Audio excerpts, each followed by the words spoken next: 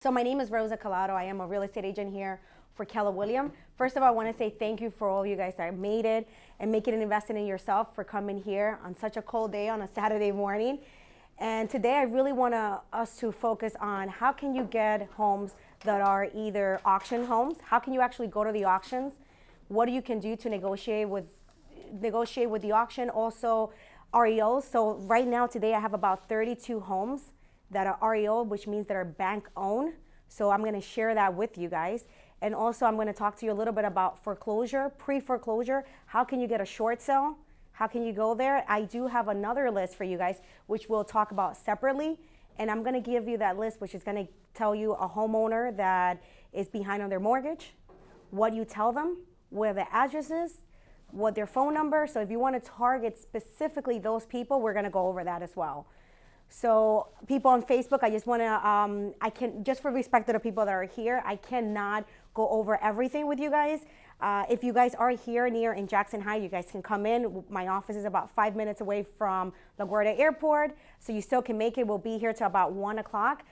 Just for respect for everyone, I cannot share everything, but I am doing a seminar every single month, so if you guys are interested to come, please come by. All right. All right. Well, thank you guys for coming. So I'm really excited to share with you guys because, for example, I bought my house 2 years ago and I bought it at a regular sale because I was waiting for 5 years to get like a short sale. So I'm excited. I do this for a living. I'm in the business for a living. And I'm thinking that eventually I'm going to get like a short sale or an REO, and I was not able to do that. So what I did was I bought a 2-family home in Ozone Park for $645. That was 2 years ago. That same house right now is worth close to $800. I just sold a home about a block away from my house for $580. Another one, we got a full offer, and Chantel works with me, for $645. The same amount that I bought a 2-family, bought it for a 1-family. The reason why I'm sharing this with you guys is I don't want you guys to think, oh, I have to wait for that great deal to come, because look at all the equity that I have now. That same equity that I got out of that house, now I'm able to take money out and actually buy a home. So I have that $200,000 that I can utilize to buy another property if I want. Now with, like I was telling you, I have bank-owned property, so I want to tell you a little bit of what bank-owned property really means. So let's say that a homeowner is behind on their mortgage, right? And now now the bank is giving them about a year is normally how long it takes. It could be a year to 2 years, that whole process, just for that person to lose their home, right? And if they do not negotiate with the bank and they don't do a short sale, then what happens then? Then they go into auction. So that's what you can do. In New York, in Queens, every Friday they have an auction. In Brooklyn, they have an auction every Thursday. So you can go there. And we're going to talk about the auction and the whole process there. And if what the bank does is the bank will go there to auction as well, and they also will start bidding. So you have the bank, you have people that are not experienced, and you have realtors that are out there bidding. So if the bank doesn't get what they're looking for in the auction, then they do an REO, which is bank-owned properties, which is what I have here. All right, and so that's really the 3 things. Now I want to bring you guys Victor. So Victor, he is a mortgage broker. He's the one that's going to be able to give you the loan, a 2 or 3K loan. So he's going to go over that, and then I'm going to ask him questions back and forth. So if you guys have any questions too, you actually can also, ask him, kind of like a little bit of a freestyle. All right, Victor, if you can come.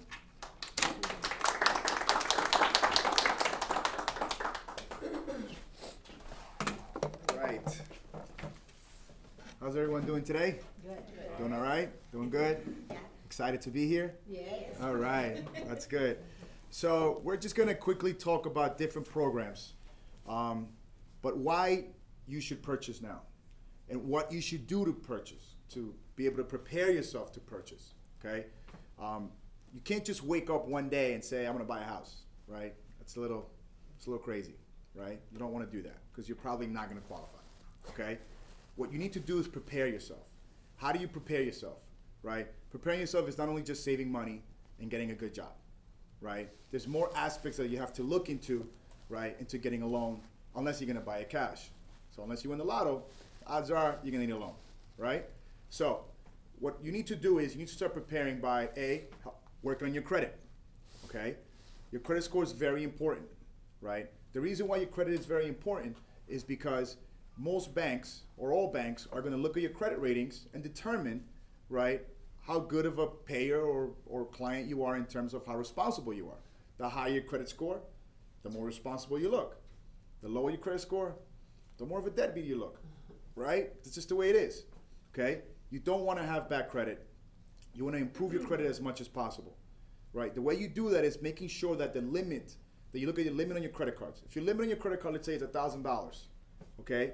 You want to be around the $300 mark. That's 30%, okay? That helps you maintain your credit score as low as possible.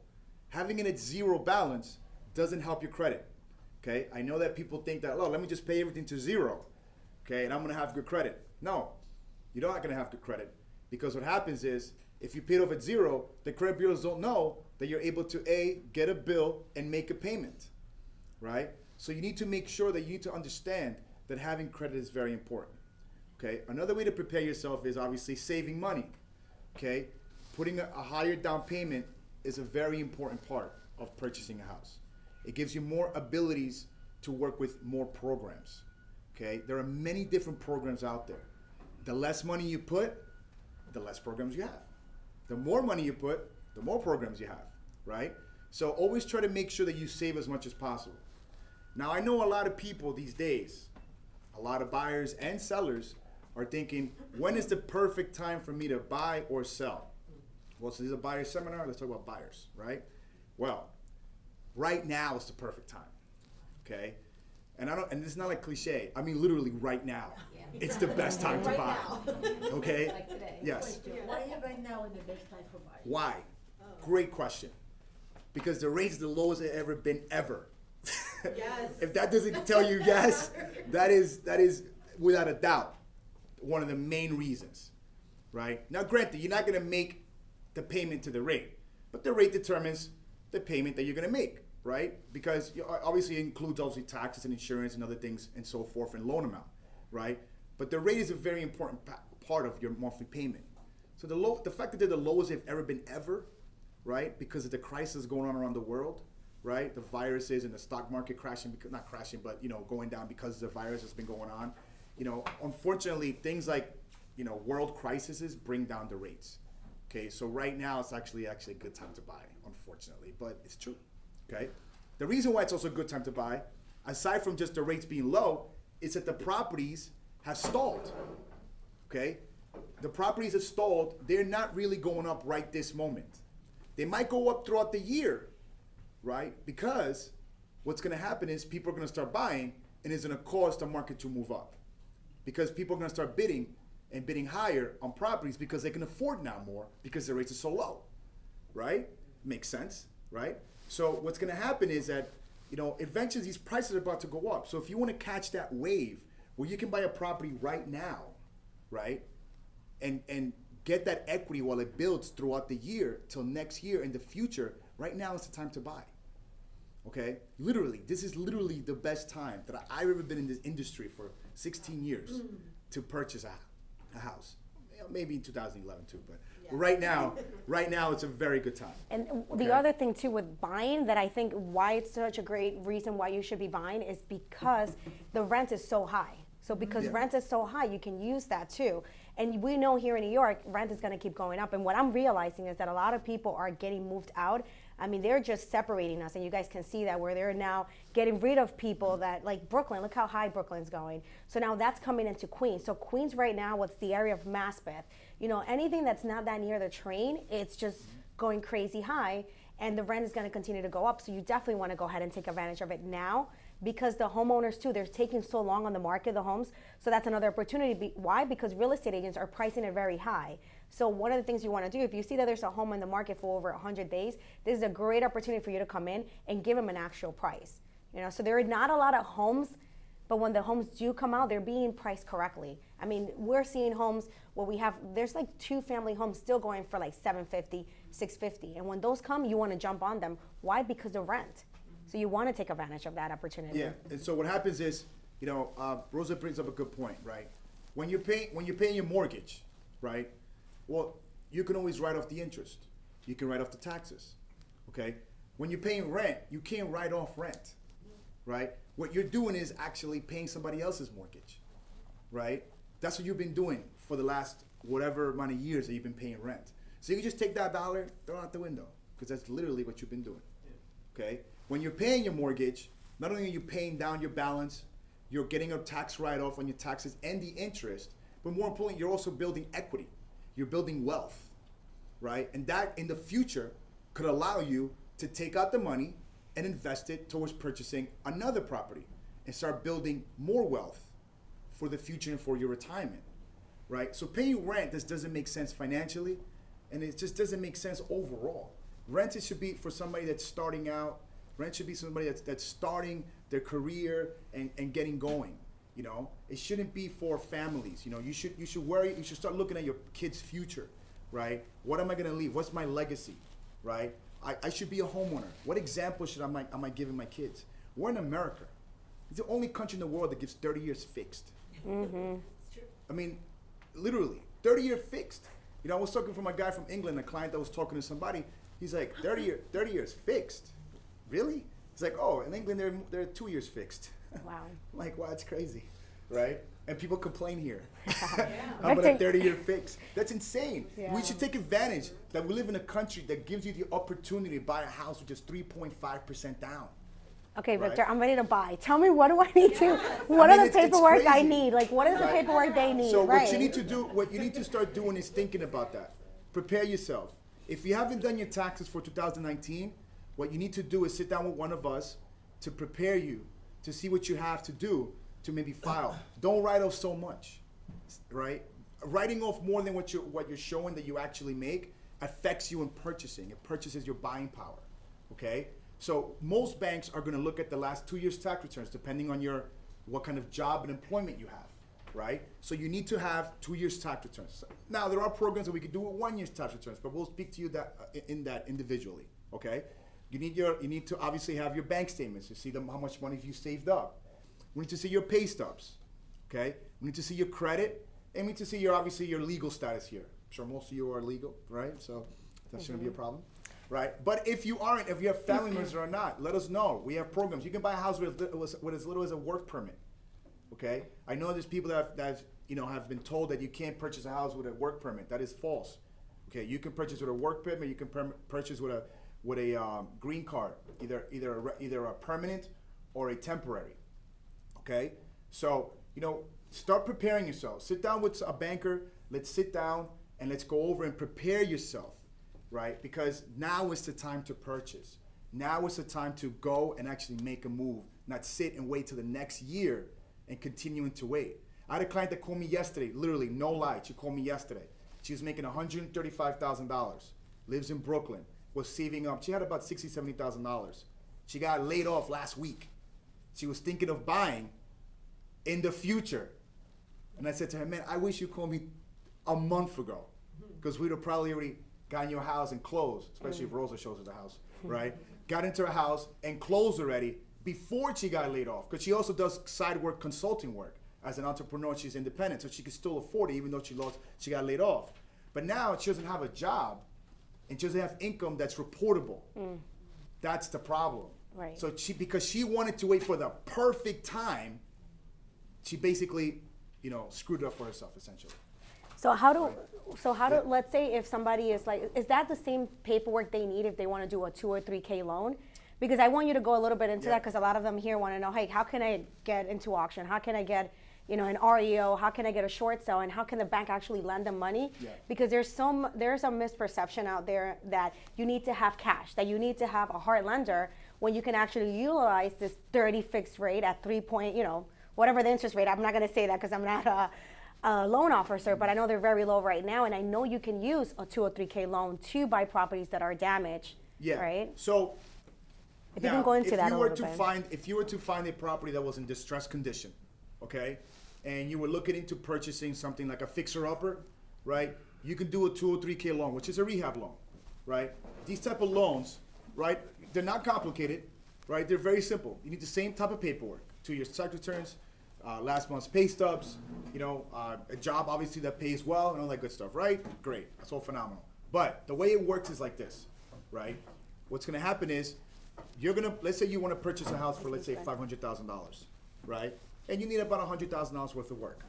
right? To the seller, you're buying it for $500, and you need to add $100,000. As long as the property after the work is completed is worth at least $575 to $600 or more, then the bank will be willing to give you, right, the $500 and the $100,000 minus the minimum down payment of 3.5%.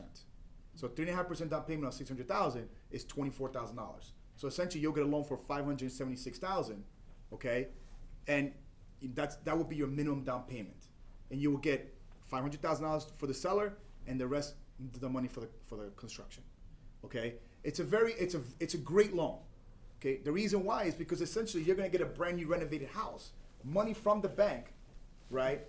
That's gonna be, given to you at a very low rate because the rates are so low right now, probably in the 3s. So how do they work with the construction? Like, okay, so I got the house, 500, I'm ready to go. You're gonna give me 100. How does that work? How do I pick my own construction company, you or have to do pick you? a contractor that's licensed in New York State, a reputable contractor. Okay, it's very important that it's reputable. Second, a contractor that's experienced in doing renovation loans. Okay, the reason why is because the initial monies that's needed to start, let's say phase 1, right, of the project, has to be paid for by the contractor, because the bank is not going to give a contractor money to start. Why? Because contractors, ever heard of this? They run away, right? That never happens, right? No. But contractors are not going to get the money right up front, okay? They're going to first fund the project, the phase 1. Once that's completed, a contractor that's determined by the bank, right, will go and verify that the work is done right, and then the contractor will be paid. And then they can move on to phase 2, phase 3, or phase 4, or whatever it is that needs to be done, right? So it's important that you get a contractor that understands what's going to be done and understands and has done, 2 or 3K loans in the past, or rehab loans, right? And who determined that? Let's say I have a friend who he has a license and he wants to work with me, and this is his first time. How do you guys determine like what contractor has to be? Can I pick anyone, or do you guys have these rules? We don't determine it. I mean, we're gonna do our due diligence, make sure they're licensed. Okay. We're gonna call referrals, at least three referrals, right, and then go from there. But the truth of the matter is, it's in your best interest, Of course. that they know what they're doing and they've done these type of deals before, because if they don't, it's just gonna be a nightmare. So you want to get a licensed contractor that has done these type of loans and understands they're gonna fund the project initially. Okay, if they don't have the money, then you should get another contractor. And Right. is it a contractor that is able to file the permits? File the permits as well. The job Yeah. and set up the inspection to come back, that has experience with Yes. that? Contractor needs Because that's very to be able to important. do paperwork. Yes, Yeah. you have to do paperwork as well. So don't get a lazy contractor, because a lot of contractors are lazy. have The to reason why these file. loans might take a long time, right, and that's a great point with the paperwork, is because the contractors make this process long. Okay, these loans shouldn't take any longer than most loans. Maybe a couple of days extra, but the reason why they take 2 or 3 months and people hate doing them is because the contractor that the client gets themselves takes months to get us paperwork that should take about half a day to fill out or less. Okay, and that's the main problem. They have to have assistants or people or secretaries that actually do the job right, and get back to us as quickly as possible. That way, an REO, for example, if you do get it and you have 30 days to close, it can happen. But what I tell the clients is, it's not really up to us. Listen, I want to close yesterday. The problem is your contractor that you get has to get us the paperwork that's required in a timely fashion. And know their way around the building department. Correct, and know the building department, because that's the only monies they're gonna get at the closing. Only the permits to be filed. That's it. They're not getting any more money. Okay? And no, you cannot just give them money and get a check back. Okay? Can't do that. And no, you can't do the work yourself because you're a licensed contractor. It's not happening. Okay? You have to hire a contractor and the check will be paid to them directly. You can't fund it yourself and then you get reimbursed. Okay? That's not gonna happen. Right? So always keep in mind that there's many types of loans out there for people that are looking to purchase distressed properties. It's just a matter of doing it right. If you start the process right from the beginning, it'll be a smooth transaction. If we get off to the wrong start and off on the wrong foot, it'll be a painful transaction. So what I'm hearing is that while we're at closing, so before we even go to closing, you got to make sure that the contractor files all the paperwork, brings it to you guys like, hey, this is how much it's gonna cost us to do this. This is the permit, and then that's when we go to closing? Oh, yeah. Okay, so wow, I Oh, didn't yeah. even know that, Oh, guys. yeah, So you we hear have- all the we have to paperwork do, you guys need to this do. is, we're gonna get a report from him. The bank is also gonna hire what's called a HUD inspector, who's gonna go also, and the numbers between the contractor and the inspector have to match to the penny to how much the work is gonna cost. Got it, okay. So what ends up happening is a contractor is gonna come in, that $100,000 job, and he's gonna say, oh, it costs $130,000. The HUD inspector is gonna come in and say, yeah, it costs like $90,000. We're off $40,000. That's a lot, right? So what ends up happening is, to avoid this, what I like to do is, I tell the client, have the inspector and the HUD inspector and the contractor go to the property together at the same time, right? They meet each other, give them a handshake, and they talk and they see eye to eye and come to a number that's reasonable, so they can both kind of come to a medium, okay? The problem is that when they don't meet and they go, it becomes a who knows more, all right? Or who knows more how much it costs, or it costs this, it costs more, no, it costs less, you know what I mean? So it becomes a nightmare, and you don't want that. Right. So what I have them do is go with the appraiser, go with the HUD inspector and the contractor, all three of them go at the same time, and have them develop a relationship. And, hey, how you doing? I'm Victor. When you do a handshake, you look at somebody in the face, right? It's easier to do business. Right. So that way they understand each other, and they can speak to each other, and they can come to an agreement on how much the costs are going to be. Right? It's very important that happens. And the most important thing too, you want to make sure that you can actually get inside these properties. Because, for example, when you go Yes. into an auction, you can't get inside the property. Sometimes with these properties that are bank owned, sometimes because when the bank owns the property, that means they have the home, but they don't have possession of the home. Yeah. So that's the other Yeah, thing if too. we can't get into the house, we can't give you a loan. Right. Period. So There's you gotta get inside. There's no negotiating. Can you give us a scenario where you couldn't get into the house? Sometimes auction houses, they're abandoned. You know, if you go to an auction and you put an offer in a house, I don't think they let you get into a house. Sometimes they do, the squatter. They're squatters, yeah. But the thing too is Yeah. like a homeowner that's been living in this house for, let's say, 20 years, right? Been paying the mortgage for 15 years, or let's say 18 years. Now they haven't been paying for 2 years. Now the bank is like, I'm taking this house away from you. They don't want to leave. And if they do leave, they're going to destroy that home. Yeah. And they can stay there by law, again, like a squatter for 2-3 years until somebody gets them out. So that's where you And can't that's go where inside. you're gonna have to be a cash buyer. You know, because then we can't give you a loan. If we can't see the house and the house is not in livable condition. Now, livable condition can mean very different things, obviously, right? To some people, livable condition could mean many, A very roof, little. that's it. That's for me, To right? me, livable condition is very high. You know what I mean? So it really depends on who you are, on what you determine to be livable condition. To the bank, livable condition doesn't have to be in perfect shape, but it has to be in livable condition. You know, you can't with a have 2 or a 3 hole in the roof. With a 2 or 3K loan, let's say we don't have electricity, we don't have, gas. Can you That's still give okay. a loan? Okay. As long as we can get in the house. If there's no heat, we're still okay. That's fine. You can redo the entire house as long as you don't change the structure of the house. You can do every bathroom, every floor, every wall, the whole kitchen, everything.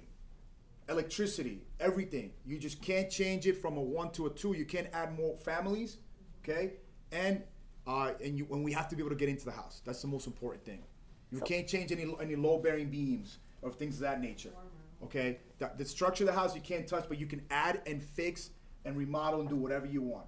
So how quick can you close these 2 or 3K loan? Again, let's just say that we have a great contractor who's doing everything quick, right, and gets us everything done, let's say within a week. How long can you guys close? Pretty quick. I mean, it could be within a month Within a month you can or do less. that. Yeah, I mean, it really depends on the paperwork. Yeah.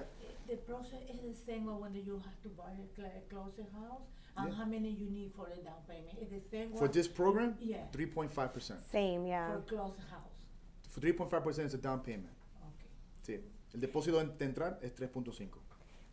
Which is great. So ¿A una casa que esté foreclose o una casa que no esté foreclose es igual el proceso? Sí, depende del producto que tú quieras comprar. Si quieres una casa de esas y quieres hacer ese producto, puede ser con 3.5. she was asking if whether she's buying a regular home or foreclosure, can she still use the same 3.5% down? Which you definitely can. So does it make sense for someone to get approved, let's say for a regular loan and also for a 2 or 3K loan? Or what do you think? I mean, It's almost the same thing, right? It's almost the same thing because typically if I pre-approve you for a $500,000 one family, let's just say, right? A regular standing home. If you're gonna find a 203K house, one family, odds are you're not gonna get it for 500. You're gonna look for something that's a lot cheaper, right? I'm assuming. Yeah, right, yes. So that's the whole point. So odds are that if we get you to 500, then we can get you to 500, including renovation costs. Got Right, it. but it depends. You know, some people want a pre-approval for less. Some people want it for more. It just depends. We just have to do different, qualifications. Right. But yeah, it can be done. Right, okay. Yeah. Like that's what I am already pre-approved, so I have my pre-approved in case anything happens. Yeah. Something comes out, right? What if one of your family members or a friend that knows a friend has a house that is, they're about to lose it, so they're gonna do a short sale, then that's why you wanna be already prepared versus now you're gonna do it last minute. So that's why it's so important to Yeah. get pre-approved, whether you already found a home or have not found a home. Yes. How long does the pre-approval last? Usually about 120 days, or to the eye of the beholder. So, for example, if I give you a pre-approval today, right, and you go and you and Rose are looking for houses, and next week you go and you see a house that you like, the odds are that real estate agent will ask you for a new pre-approval for that house. You understand? So then that pre-approval lasted for a week. It You really know what all I mean? depends. So it really depends. So I've had clients, I've done pre-approvals, I've done 30 of them for them, right? Because they go to different properties and they're placing offers, and they just can't get it accepted, and the specific agent wants a pre-approval specifically for that house to submit the offer, right? So, for our purposes, your credit is good for 120 days. So I guess you can say 120 days or 4 months, Yeah, and I had clients actually that been able to go in an auction. They've been able to use the bank to actually go through that whole process. But those again are homes that they have access to. Yes. So the most important thing, if you want to buy a an REO home or an auction home, you want to make sure that you can get in, because in the auction they give you 30 days, but you actually can extend it for another 2 to 3 months, so that you can actually do that at auction. Yes. How do you figure out whether or not you can get in? Is that something that's mentioned at the auction, or is this like your own responsibility? I think it's mentioned prior to that. It is, yeah. It is mentioned. Yeah, prior It's to on the that. records. Like Yeah. if you go online, so there's a website, you can go in and you'll see all the homes that are listed. You can kind of get a little bit of information. Like the Yeah. properties that I have here that I'm going to share with you guys, some of them would say it's vacant, some of them would say there's people living there. So you can only go through the outside. That's when the cash will come into place. Yeah. So what will be the interest rate for a 203K loan? Would it be similar or more? What is It's the a little, norm? it's a little bit higher. Okay. Okay, but it's not a lot higher. So it's not 9 or 10% like I'm No, getting no. from, but that is what you're getting from hard lender, guys. Like seriously, hard No, lenders no. are giving you 9 to 10%, and they're telling you, oh, this is great, 6 months. So what is it like roughly, if you can share? I'm That's putting you on the private spot. I'm lenders putting you on the spot. It doesn't want to That say. don't care how the house is, as long as you put down a sufficient amount of down payment. But with this type of What are you loans, thinking, you're- like you're interest talking about- rate? You're looking at high 3s, low 4s. An interest rate? Yeah. What? That's crazy. Yeah, that's really It's good. phenomenal. Even 5 compared to 10 that you're getting. Yeah, it's very, very good rates. And if you don't, again, if you don't get one of these rehab loans, then you're looking at rates probably in the mid 3s, to high 3s, depending on your credit score. So, like I said, it's a perfect time to buy. If you're looking for the perfect time, or invest in a second house or whatever it is, it's perfect. I have a client right now who's taking out money from a house in Brooklyn. She's taking out $400,000 on a house she bought about 10, 11 years ago to buy another house. But the money she's getting on the investment property, right? An investment property is 4.3%. That, I don't know if you guys know what that means, but that is ridiculously low on an investment property. Usually the rates are lower on a primary residence, right? But on an investment property, the rates are usually higher, right? Typically high 4s, maybe even 5s for the most part. She's getting a 4.3. That's crazy how high that is, how low that is, I'm sorry, right? So it is not only a great time to purchase for people that are first-time homeowners, but also for people who are looking to invest, and it's a great time to tell, maybe motivate if you see a seller, or maybe you live in a neighborhood and you're renting, or you're a homeowner already. You see a house that you think that you heard the cold wind that the seller is looking to sell. Maybe you should go and knock on his door and say, hey, I think it's a good time for you to sell, because you might get a lot of people are looking to purchase your house now because the rates are so low. Maybe get into a bidding war or something, or maybe you can sneak in and just tell them to give it to you, at a good price if you know anybody that's a homeowner. It's a great time right now, to invest, because it's the way the market is moving. And we don't know what's going to happen with the election at the end of the year and next year. We really don't know. So take advantage now. don't procrastinate. That's the worst thing you can do right now. Is procrastinate. Catch that wave. Right? Any questions? And it doesn't cost anything, guys, just to get pre-approved. So it's like, why not get it done today and just get pre-approved? At least you know, okay, this is my purchasing power. The whole thing is knowing what can you purchase. That's it. Yeah. And then when the opportunity comes in, then you go in. Two questions. First is, what's that window that they consider you to be a first-time home buyer if technically you've been a first-time home buyer before? Is it 5? I mean, as long as the house, to be honest with you, for our purposes, the banks, if you're buying this property as your primary residence, you're eligible for every program as a first-time home buyer. So you don't have to worry. So even if you own, let's say, a 2-family house right now, and you want to go and purchase a 1-family to move into, let's say you own a 2-family here in Queens, you want to move to Long Island, let's just say, right? You'll be considered a primary residence, not a first-time home buyer, but it'll be your primary, so you'll be eligible for any program that a first-time home buyer would be eligible for. The only thing is you won't be able to get is grants, things like that. But if as a first-time home, but as a primary residence, you're eligible for every single program that a first-time home buyer is eligible for. Okay, second question? The second question was, okay, you gave the example of, say, a property that's worth $500K, Mhm. needs $100K of work, Okay. in consideration of the 203K loan. But what you were saying is, by the time it's valued and it's renovated, it's good to go, should be worth at least $575. Mm-hmm. What if, and this is a real life scenario, 2 houses down from a friend, they bought the house, they went up either 2 or 3 more levels and renovated the entire property, so now they have additional, units to rent Well, you can't add units. with the 203K. You cannot. So what would you need to renovate the property and then maybe go higher? Is it 2 different loans? There's 2 different. No, you can't get a loan to add to make a 1-family, let's say, Got into a it. multifamily. Got it. That's something you have to do on your own accord. Okay, Okay. You can only get a loan to renovate it. okay. You could add extensions like a garage, things like that, but you can't change the actual structure of the property in terms of, you can add a few things here and there, but you can't make it into a 2, into a 3, into a 4. You can't do that. Could she I wish you refi in could. the future or cash out? Yeah, you could do that. Paid up? Okay. You can take some money out later on and do that. I mean, I wish you could do that because I don't do that all the Right. time. So that's a great question. Equity. So yeah, but you can probably just take it out, later on and then invest it later. And this Okay. this is a good question, because now let's say that now you go into an auction and you like this home. Let's say it's a 2-family for $100,000. You're like, I'm gonna jump on that. Why not? And they say that you have equity, you already own a home. What is the process with that? Refi, cash out? Can you give us a little bit about what they need to do? As long as you have equity in the property, right, you can go up to about 80% of what the property is worth, okay, and take that money out. So let's say you purchase a home and it's worth, let's say, $1 million, like my client right now. Her house is worth $1.2 million. She owes $100,000, okay? So she's obviously in great condition. So she's taking out $400,000. She got a loan for $500,000, and she's allocating those $400,000 to purchase another 2-family house in Brooklyn as well, right? So that's, it's a very simple process. As long as you qualify to refinance, you take out the money, you very easily qualify for another purchase, because it's like a domino effect.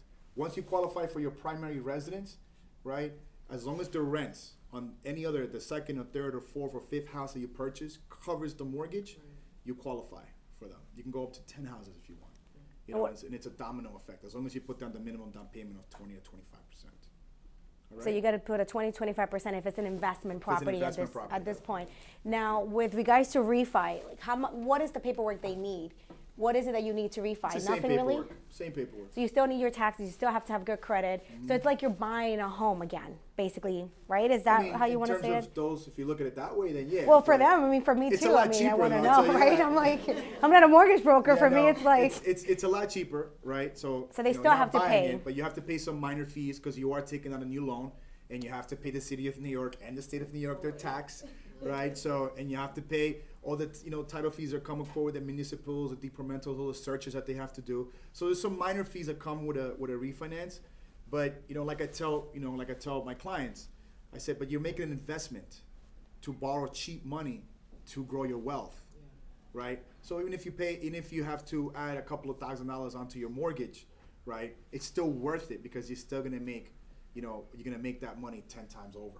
The idea is that if you're gonna buy something, is that you want to make sure that if you're gonna pull out $1,000, you're gonna have to put on your first home. You want to make sure that $2,000 is going to come out of pulling out that Yeah. amount, because then it will make sense. I mean, it looks great to say, hey, I have 5, 10 homes, but if you're like on the water, it doesn't make any sense. Correct. You know, it doesn't make any sense doing it that way. Any other questions? That's it? You guys Yeah, are I letting me think off the hook that's easy. All right. All right, guys. So now we'll leave it back to Rosa. Yeah. And have a good day. All right, thank you, Victor. So you guys got the pre-approval already. You guys are ready to go. And now we're gonna go ahead and get you guys, I do have some homes which I'll share with you guys towards the end that are bank-owned properties. And on them, it would actually say, hey, you can only buy from the outside, you can't go inside. I did want to talk to you a little bit about auctions, because you actually can go to auction. That's something you definitely can do. But here's what's happening right now in auction. There's a lot of individuals, I'm not gonna say nationality or whatever, just like all of us, that have money, right? And they just don't have the time to go to an auction. So what do? They hire a realtor. So think about this. Now you got a realtor that's going into auction. Now you have some investors that are there that's all they do. And these realtors, investors, are there outbidding on properties. And why are they doing that? It's because the realtor, it's not his money, so he doesn't care. So he's gonna go ahead and sell this home because they're making $10,000 just for being an auction. So when you're in auction, you're fighting with the realtors, you're fighting with the investors, and you're buying something that you don't even know what the conditions are. So just kind of have that in mind, that this is the reality when you do go to an auction. The good thing too is that, and we'll go over title, is that, for example, I had a client, they bought a property in auction, everything's good to go, and that's the house in Ozone Park that you know of. I got a cash buyer going to buy the property, and now I take them to the attorney and title, and they're saying the title doesn't clear because it's still showing that there's another lien on the property. The other owner is still there, because by law, the other owner still has the right to buy a home. So now he can't even sell the property. So now I'm trying to figure out how to work around it. The only way to work around it is to use the same title company. And it's hard for me to convince a buyer. I mean, how would you feel if I'm telling you, hey, you got to use my title company because this is the only one that's going to insure your home? So those are the little things that could happen when you're buying a property in auction, apart from not going inside and seeing what's going on. Because, hey, it might look pretty from the outside, but what's behind those walls? So I just want you guys to understand that that's something like, hey, there's great, you could get great opportunities, but there's also so much liability there. Now with short sales, right? I do have a list of, even if you guys want, I mean, you don't have to use my list. You can go on Zillow, and on Zillow, you'll see pre-foreclosure homes, right? So pre-foreclosure, you can go knock on those doors. I can give you guys phone numbers if you want, and reach out to those homeowners. Now, what's the problem with that is that these homeowners, they've been there, just like I said, they've probably been paying for 10, 15 years, their mortgage. Now they lose their job, and now the bank is getting them out, and it's like, okay, what happened to all my equity? For 2 years, they can stay there. So they're not gonna want, if you come and say, hey, I wanna buy your home cash, they're gonna be like, I could care less, I wanna stay, I don't wanna lose my home. So you're getting that as well, right? That's what you're getting with the short term. But sometimes you might get somebody that says, yes, but it's a lot of hit and miss, hit and miss. Again, guys, I've been doing this for 5 years, looking for a short sale, looking for an opportunity. They're not that easy to get. But if you focus on that, like for me, I can't focus on knocking on people that are losing their home. I need to focus on getting people that actually want to sell their home and they have a lot of equity. So if you guys want that, I can definitely set another meeting and we can go more into that and give you guys a list so you guys can target those people. I can tell you what to tell them. And we have an attorney that can kind of go over that a little bit more. And I think those are the only, and then with the REOs, the REOs, just so you think, just so you can have in mind. So now you go to the auction.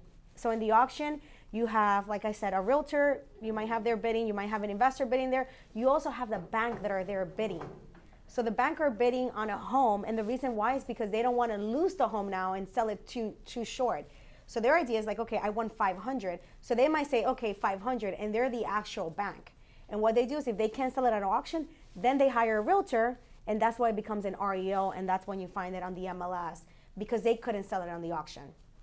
So that's kind of giving you guys an idea. So now I want to bring over Karina. Guys, my friend Karina, sorry. She's title. Chloe, right? That's how I know her, Chloe. And she's going to talk a little bit about title, the importance of title. Absolutely. Hello, everyone.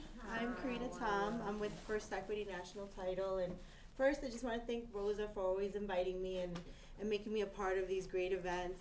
I always actually, me personally, being in this industry for, I don't even want to say anymore, it's too long. I get a lot of good nuggets every single time I come because we can never stop learning In real estate, there's just so many different avenues that you could go down. But title insurance is a very important part of the process. It's something that you do want to understand somewhat. You will have an attorney once you do find your property, whether it's a short sale or an REO. You're going to get a great attorney like Dawn, and she's going to advise you on what your next step is. But once you have a mortgage commitment usually, and you have, you already found the property, then the title search gets ordered with my title company. And that's where I step in. So what a title insurance company does is the first thing that they do is they produce what is called a title search.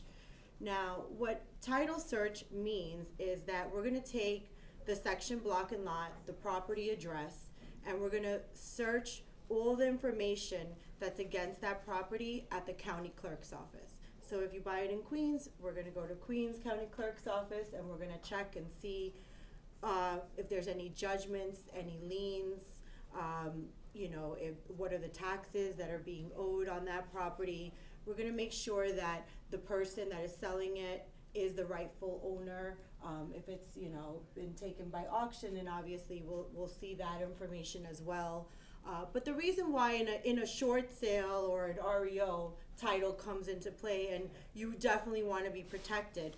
We're producing this search for your protection. Your attorney wants us to give that search to her so that she can review it, and she could say, okay, this is a good choice for you, or this is what's coming up against this property that you guys are interested in. At that point, my title company will work very diligently to do what is called clearance. We make sure that any liens that are coming up are going to be satisfied, or they're going to be rectified, and we're going to find out basically how to cure all of that. So we give you a free and clear title. So who's responsible for paying, not specifically for the title, but let's say there is judgment, let's say there's a lien, just like this gentleman that I was telling you bought an auction. So who's responsible for clearing that out? Is it going to be the buyer, or is it going to be the seller? So that would be the seller. The seller, we would contact the seller, and we would find out, what's going on with the mortgage that's coming up, or what's going on with the judgment that's coming up, whether it was paid off, whether there was a satisfaction that was ever given. We try to also locate the previous lender, the lender that's coming up, that's a mortgage, for example, an open mortgage, and we either find out whether it was satisfied, and if so, then we need what is called a satisfaction, and if it's still open, then we're going to require what is called a payoff. And normally, how long would that take? I mean, it really depends, because I had a client in Ozone Park. She had said, hey, I already paid my mortgage. She doesn't find the letter. Now what happens, the mortgage company is no longer, is out of service. Like, they don't work anymore. So now what is she gonna do? So basically, a lot of times, and that's why it's good to work with a very reputable title company like ours. My clearance officers are amazing at things like that.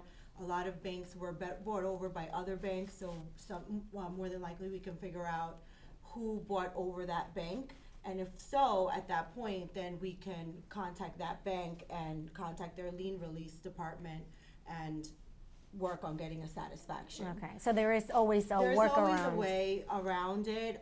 You just have to do your homework, and there's a lot of legwork, and that's what our clearance officers do. They're experts at that, but they work with the seller's attorney and the current owner to find a solution. So how long does rectify it that. take to run a title? So let's say that I go to auction and I have your number, and I'm like, I like this house, that I know it's gonna come to auction next week, because you actually can get all the records of everything that's coming into auction Yes. a week before. So I have you run it. How long would it take? That's quickly. We usually get a small search like that within a 1 to 2 turnaround business day. Okay, wow. More than likely a 1 day business day, because you want to see what liens are against the property, right? If any open mortgages, any big judgments or tax liens, you want to see what's against. I have investors who contact me that I work with, and they say, hey, I'm taking a look at this property, can you just run a quick search? So we are able to do that, which is important, because when you're buying these types of properties, they do come up with some headaches. So Yeah. it's, a lot of things come up unexpectedly, so you want to be as prepared as possible. But where title insurance, once we've produced the search, and now we also get at request a short sale agreement. The title company will go ahead and review it, make sure that all the conditions that the short sale bank is requiring, that we have all those conditions. And once we're all in agreement, at that point, we schedule what is called a closing.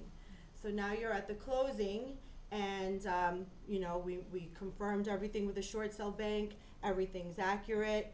The buyer and the seller are there with your attorneys and the bank attorney. And at that point, everything is signed. And what the title company does is we collect the deed, the new deed that the seller is going to be handing over to you guys, and we'll collect the new mortgage, which we will be taking for recording. So we make sure that all of that's recorded and that you are now receiving a free and clear property. And the way that we ensure that is we give you what is called a title insurance policy, which is very, very important, especially if you're buying a short sale, because more than likely you bought it at a lesser amount. So you want to make sure that you have your title insurance policy that's protecting you, and we did our clearance. The title company did their homework, cleared it all up, so that if anything comes up in the future, like kind of what happened in your scenario, you said that an old lien came up and then no other title company would take it, so you had to go back to the previous title company that originally had it. And the reason it being is because they were the ones that insured it.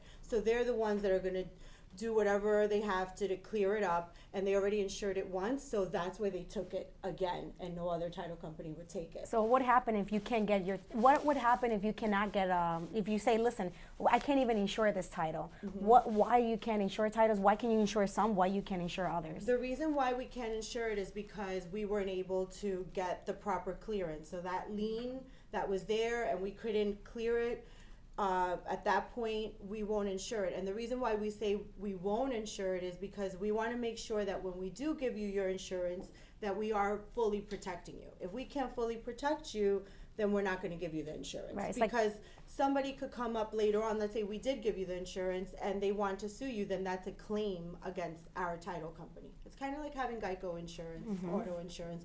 We're protecting the title to the property of that insurance. We're protecting the actual, it's not homeowner's insurance, but it's the title to the property, and making sure that everything's free and clear when you obtain it. So always save your owner's policy when you're at your closing.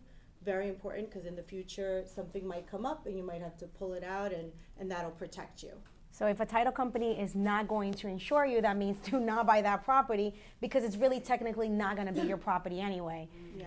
Right. Yeah, and there's other things that come up with the short sale process. A lot of times an attorney, I'm not an attorney, I can't speak on behalf of an attorney, but I do notice that they will opt to taking what is called a market value rider, and what that is an extra protection. It protects the marketable value to your property, because you're buying it for a lesser amount, and then because it's more likely a short sale, so it's a deal, but it's being protected at the full value, the full marketable value of the property in the current market. So you're saying that the title is, let's say that I buy a home for $1 million, the title is insuring the property for $1 million. For the full marketable full, value, right. when you pay for the market value rider. So this is why you want a good attorney that. will say on a short sale you should take it.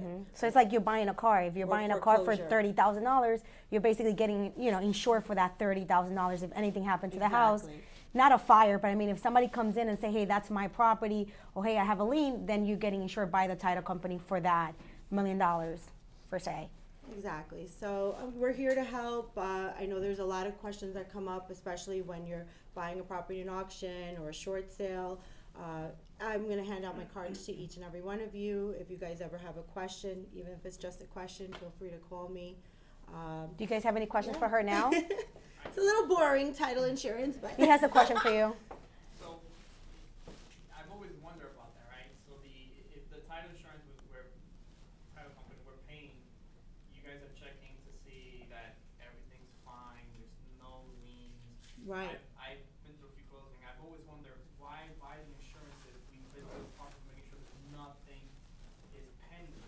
Okay. So can you give me some examples of what may come up that preliminarily you didn't find through your through our search. proactive search? Yeah, so that's why it's very important for us to work with reputable vendors that we have, examiners that we have down at the county clerk's office, because they're pulling all the information that's against the property.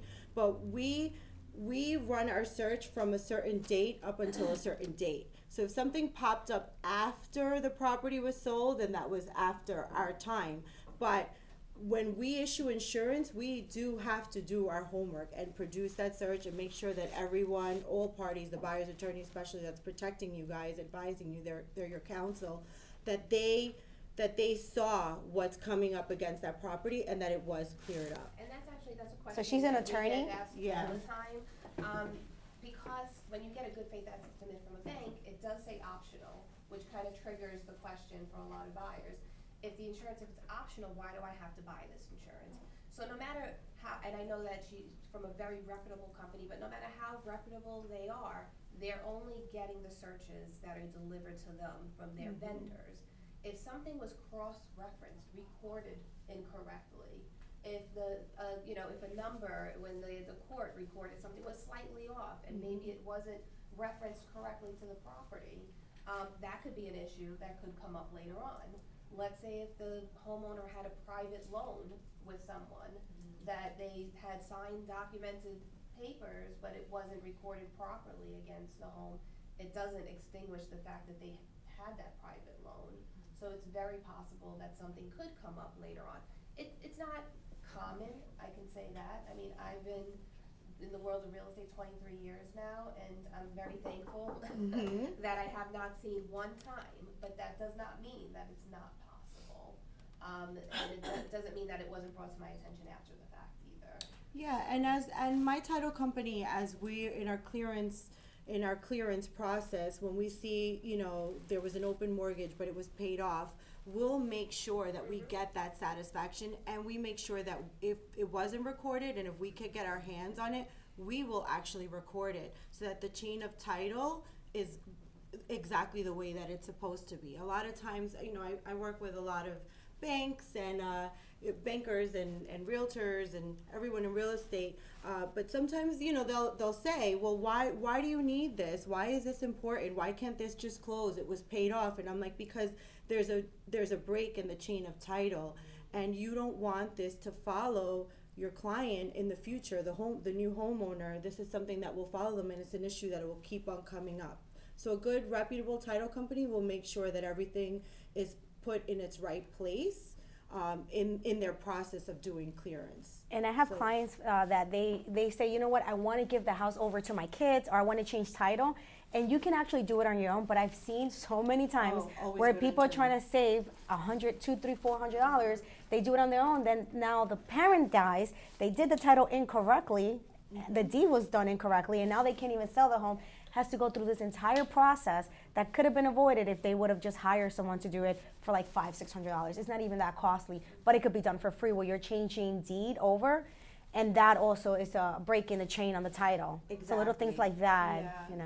Those quick transfers sometimes could pose a problem in the future. There's a lot of in-depth that I could get with title insurance. It gets very technical, but like I said, I'll give all of you guys my cards as you're going about and either want to do an investment or you want to buy your home for the first time. Feel free to give me a call. There's some things that I can look into and on my end, on the title end, about the property and give you whatever information, or your realtor, if she has a question. I'm glad to answer it, and I'm here to serve. So it was nice talking to you guys this morning. Thank you. Thank you. So I'm gonna have, if you can come up, I wanted to have the home inspector just kind of go a little bit of what you need to have an eye out. Let's say that they're actually going to go ahead and buy this home and it's an REO, the house is vacant. Like, what do you think that's super important? And also maybe go a little bit into if they're buying just a regular home too. All right. How you guys doing? Who's looking for a house now? You're looking, you guys are looking, you're sort of looking. I'm looking. You're looking. I'm always looking. All right, everybody's looking. All right. So, I'm Matt. I'm the CEO of the Inspection Boys. We're here in New York, we're in Ohio, we're in Kansas City. We do quite a bit of inspections, REO. We do inspections for everything. So there's a lot of, I mean, as you can see here, I mean, just gathering, there's a lot of information. I mean, my head's starting to hurt. Like you said, I'm learning, like, oh, boom, boom, there's a lot. The best thing you guys could do is what you're doing right now. Just learning, taking it in, doing your research.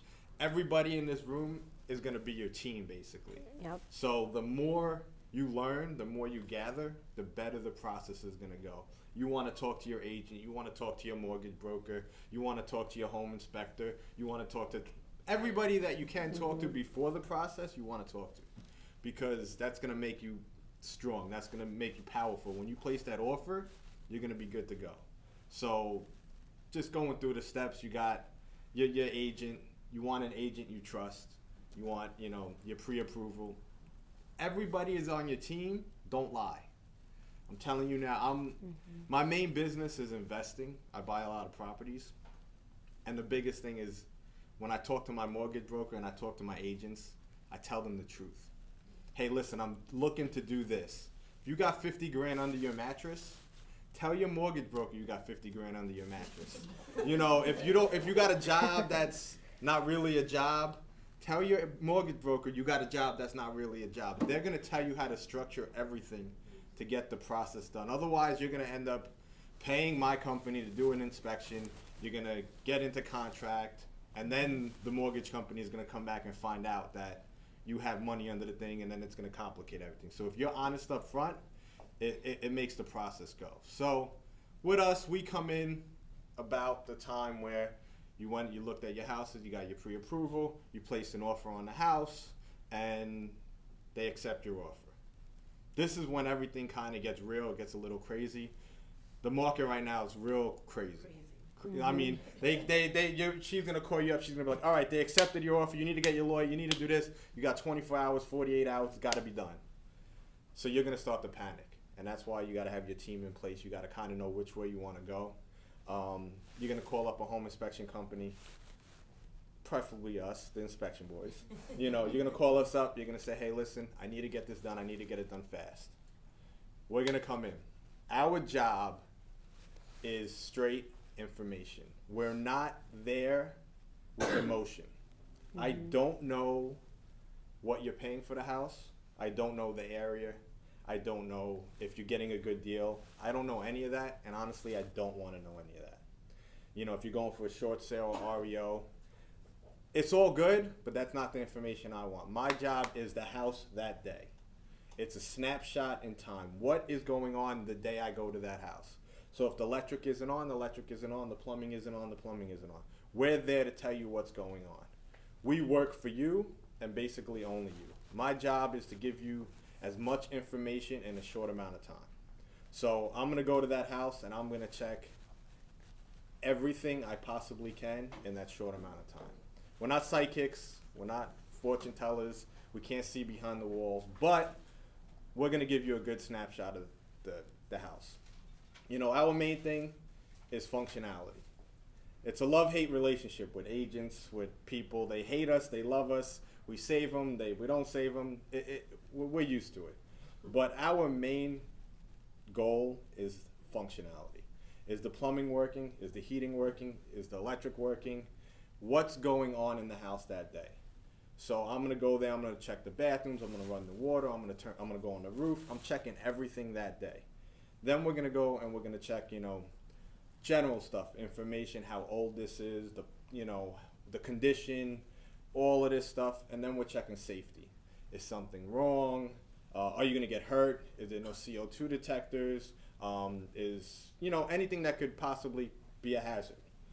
Now, the biggest misconception when it comes to a home inspection, and this is what you're gonna have to really pay attention to if you're going to REO or the 203K in that route, is we're not there to check code. I don't know code. I do, but I don't. For the purpose of the home inspection, I'm not there to check code. Code changes every year. The electric code changes, the plumbing code changes. So we're there to tell you if it's working and if it's safe.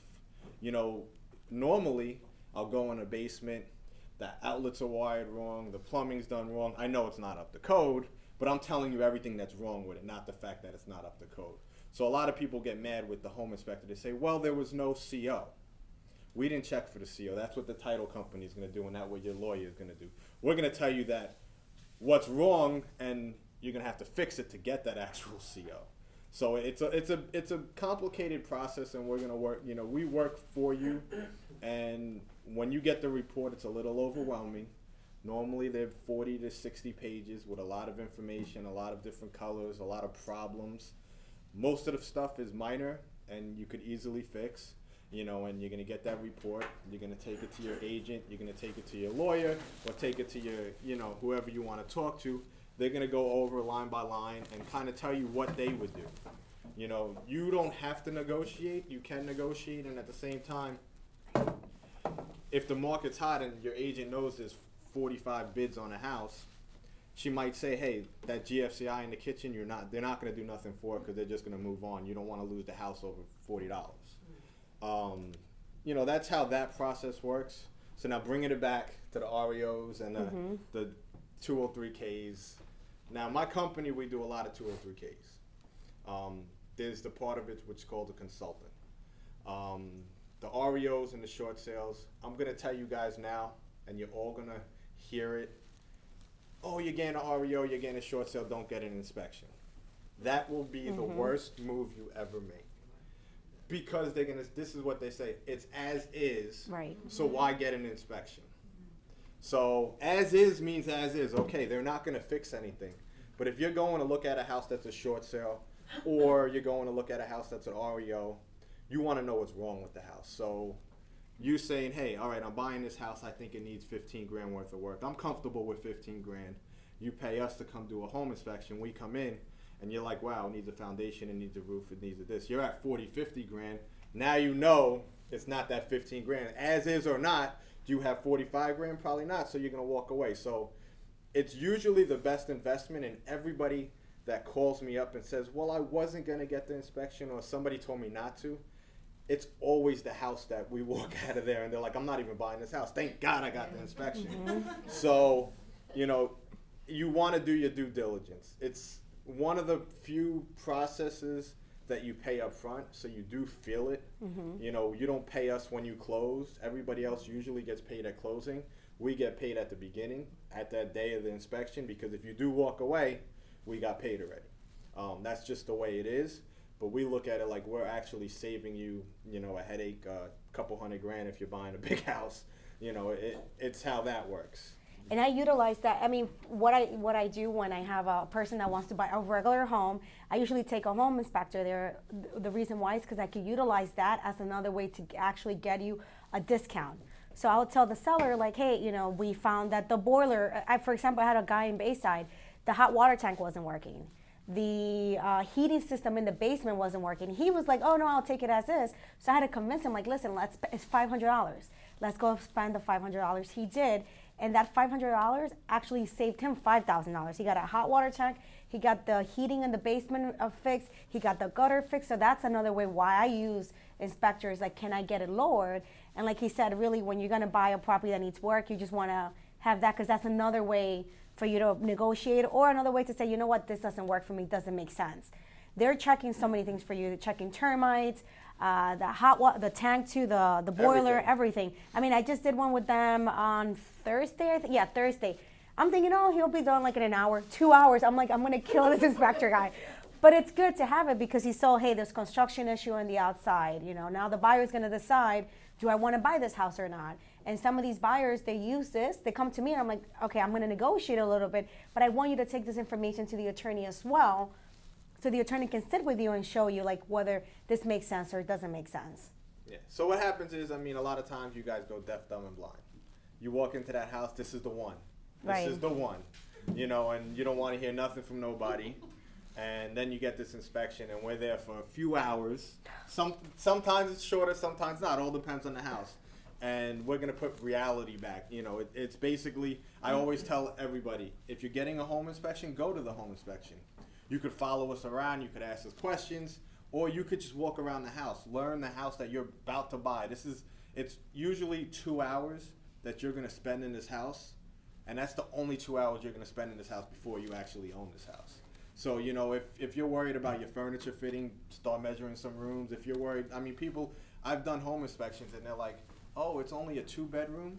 And I'm like, wait, you don't even know how many bedrooms it is? She's like, well, I looked at 50 houses on Sunday and I thought this one was that. Oh, wow. Yeah, so like it happens. Like everybody's so caught up in they get caught up in the hype, and we're there and we're like, oh, you know, so it's take advantage of it. You're paying us. You're gonna be there. Go through everything. Look at, you know, the report. You know, and like I said, as is means as is. If it's as is, and the report has a million things wrong with it, you walk away, or you tell your agent, hey, listen, I'm not buying it for this price. I need money off. She'll try to renegotiate, and if it happens, great. If not, you walk away and, you know, it wasn't meant to be. There's more houses, so we don't want to get stuck just with one. You have a question? Yeah, but all that process, you have to do it before you buy your house? Or? Yes. Mm-hmm. We're basically Let me take my phone. before everything. Like, you're going to put your offer in the house. We're going to come in and do the inspection. After we do the inspection and everything's okay, then you're going to go to your lawyer. Your lawyer's going to sign the contract. Then it's pretty much yours. Once we do that inspection, you could still walk away. Up until that point, you could walk away at any time. When you sign that contract, it's not as easy to walk away. And I'm sure you'll talk more about that. But, you know, then you have a lot of contingencies and a lot of other things. But basically, up until that point, people think with us as a home inspector, it's not pass or fail. So I have some friend, they buy already your house. After 3 months, the boiler is broken. What happened for that? Like I just said, we're not psychics, we're not fortune tellers.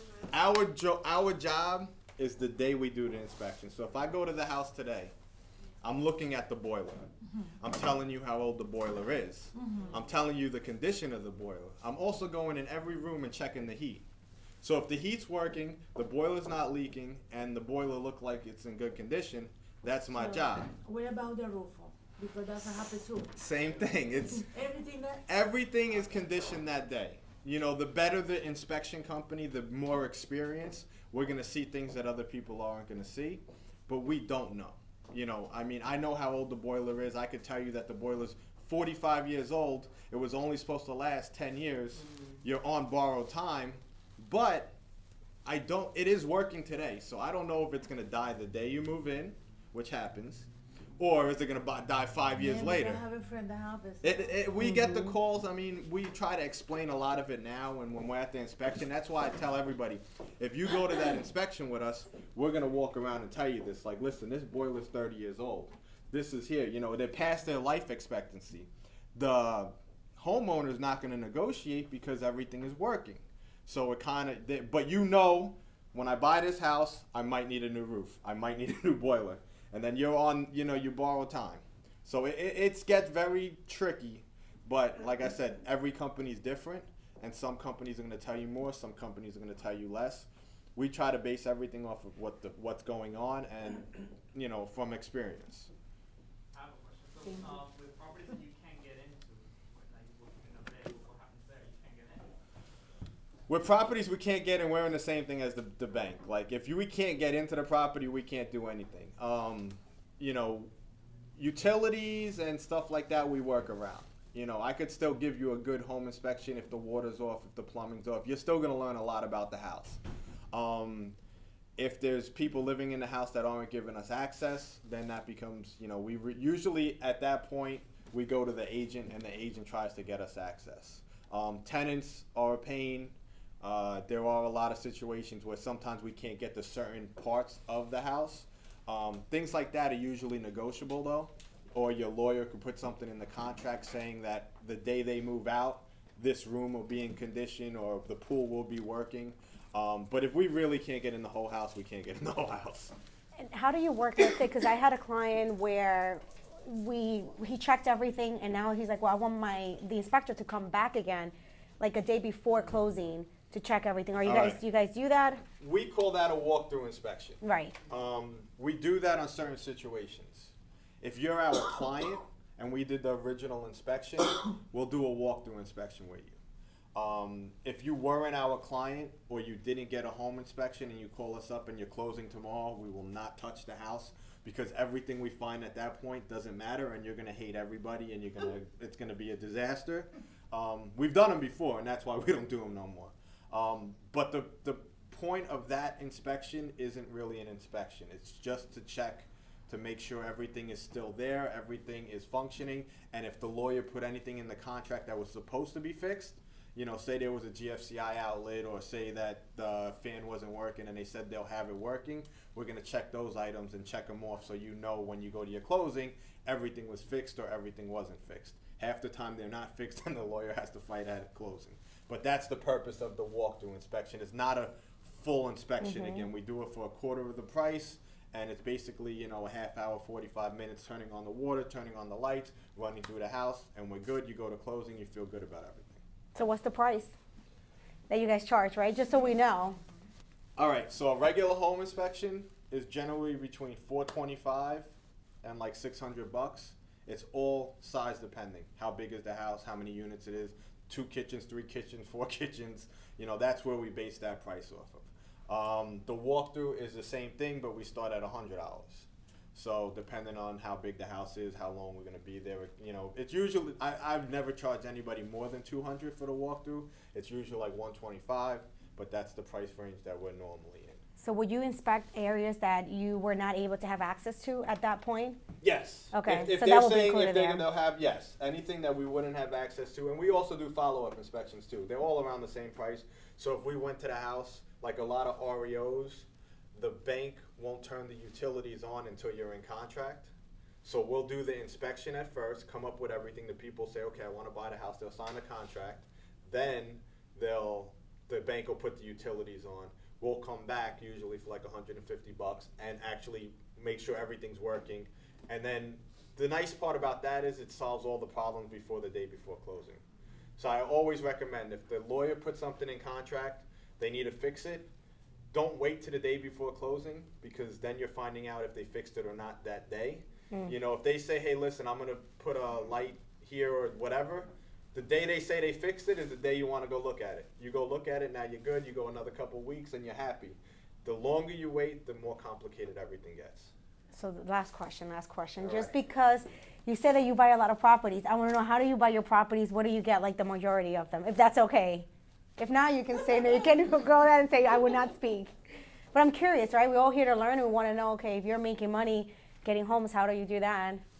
It's not gonna benefit you what I'm about to say. It's okay. but No, listen, I'm here to help everybody educate. I want to buy more houses too. I don't buy anything in New York. Okay. I have so you're my out. house here, and that's it. The laws here just changed too much for Yes. me. I live in Long Island, so anything city-wise, the rents here are great, but I feel like if I'm not there close enough, I can't deal with it. And like you said it a few times, if somebody stops paying their mortgage, they could live for 3 years. If somebody stops paying their rent, they could get some pretty good time on that house Yep. on my dime. So I don't really look in New York, and because I like being in charge of everything. So I buy in Pennsylvania and I buy in Florida. Got it. Florida, I buy vacation rentals, like in Orlando, Disney area. In Pennsylvania, I buy anything. I have multifamilies, I have condos, whatever. Yeah. You could go there and get a really good deal. You know, I might walk Your out. dollar will go further for sure. I might walk out with, the last house I bought was a condo, was like $30,000. You know. I have a question. Somebody asked me if they want to buy a house in Pennsylvania. What part of Pennsylvania can be nice and cheap? He said anywhere. in Pennsylvania's PA. well, Yeah. Pennsylvania's really, really It's big. big, Like yeah. if you start driving to Pennsylvania, I kind of 8 hours across. Yeah, I mean, Oh, she knows. I'm like the Jersey border, so like the Poconos, the Philly area, that area over there. Because like I said, I'm one of those people, if they call me up and say, you got to be here, I'm jumping in the car and I'm 3 hours away. So it has to be where I could kind of get there. But I like, those areas have good deals. Thank you. You're welcome. I think that's it. I don't know if you guys have any other questions. Yep. One more quick one. All right. You mentioned you do not deal with code when you come to inspect a home. Whose responsibility is it to get that home up to code? Is it the person who's gonna come in and renovate? It's kind of tricky, because what happens with code is, say you're buying a house, we're in Queens right here. A lot of these things were built in the 1920s and 1930s. The code was very different back then. It's nobody's responsibility to bring it up to code unless you start doing construction. So if you're buying a house that's built in 1930, it is what it is. You don't, the town can't come in there and say, hey, you need to change this out, you need to change that out. So what happens is you start doing construction. Once you start doing the construction, the town's gonna come in there and say, well, this isn't up to code, well, that isn't up to code. And the more stuff you did that you didn't get the permits for, the more stuff they're gonna call out. So if the house looks like it was from 1930 and nothing was brought up to code, they might not say nothing. But if they walk in the house and you have a new deck, a new kitchen, a new this, they might say, well, where's the COs? Now you need to bring it all up to code. So as you start doing work, it's your responsibility to bring it up to code, so it'll be your contractor's responsibility. But basically up until that point, like there's a lot of things where it gets very complicated because, you know, some things are safety items. So like GFCIs in the kitchen and the bathroom, we call that out on every job. That's a safety item. So it's technically bringing it up to code by putting the GFCIs there, but it's also a safety item. So sometimes the seller will do it because you want them to do it, and other times when you move in, you do it. Anything else? I think we're good. Thank you All so right. much. Great info. So now I'm gonna have our Dawn, who is going to represent the attorney. She's gonna explain to you guys the process as well, because everybody keeps saying the attorney, just throwing everything to her. So she'll explain the process, and then we can ask her questions too about short sales, RNLs. Hi, everybody. How are you? Let me give you a little background on me, who I am, and who my office is. So my name is Dawn Acevedo. I've been working with purchasers and sellers for excess of 20 years. I should stop saying that because it's a long time and I give away my age. So I think I'm going to stop saying, let's say more than 20 years.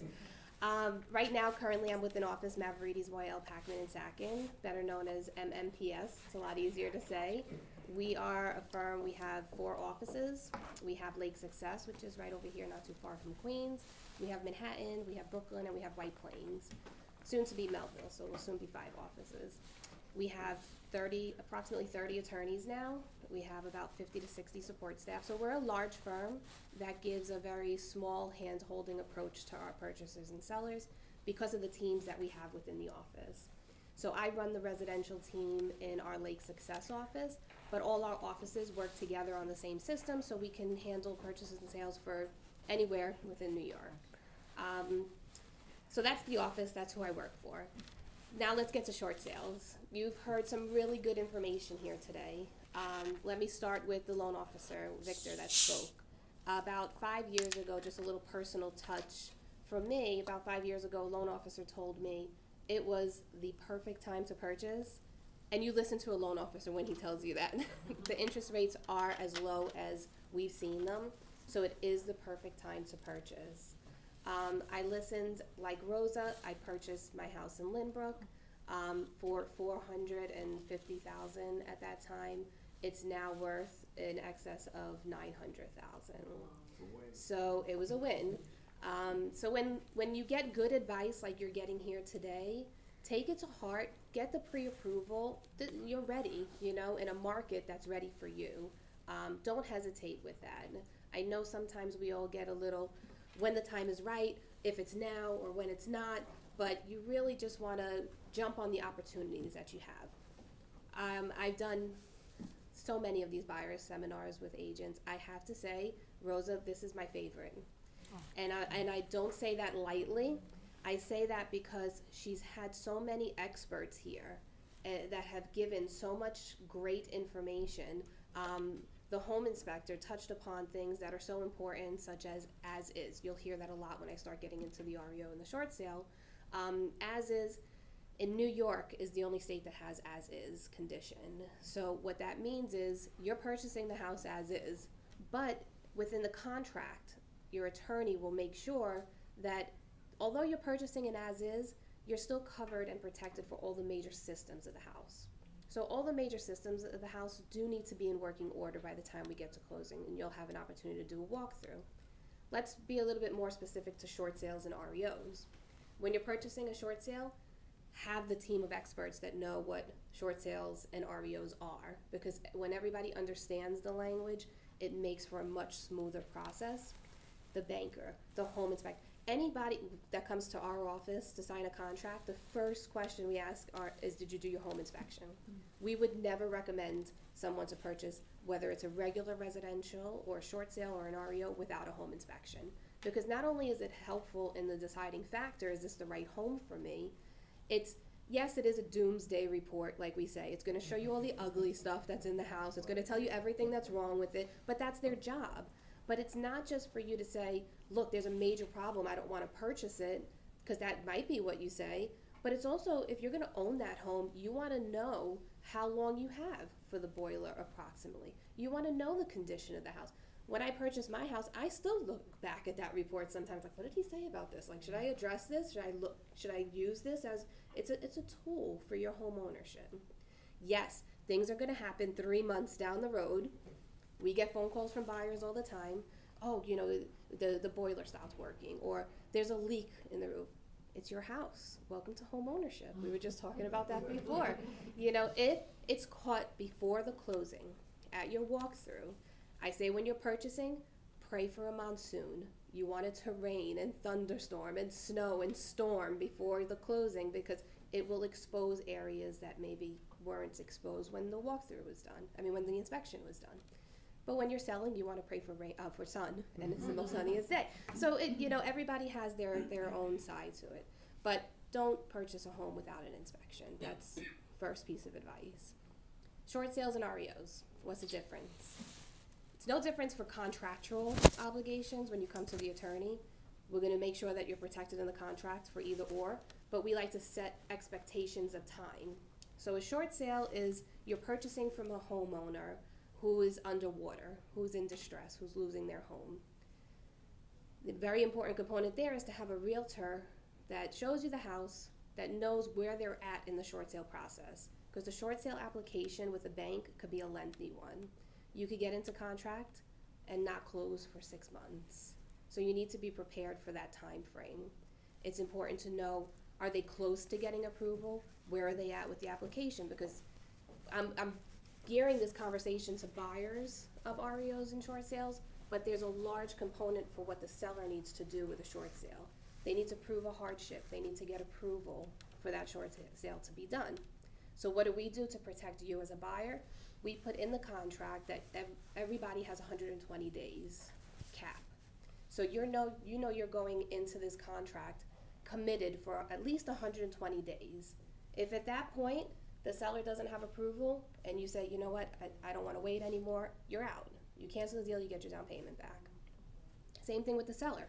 If they run into title problems, remember, these are homeowners that haven't been paying their mortgage, so chances are they're not paying their other bills either. So we do frequently see a lot of judgments, liens, IRS liens, things that are difficult to clear, maybe sometimes things that the seller doesn't even know about.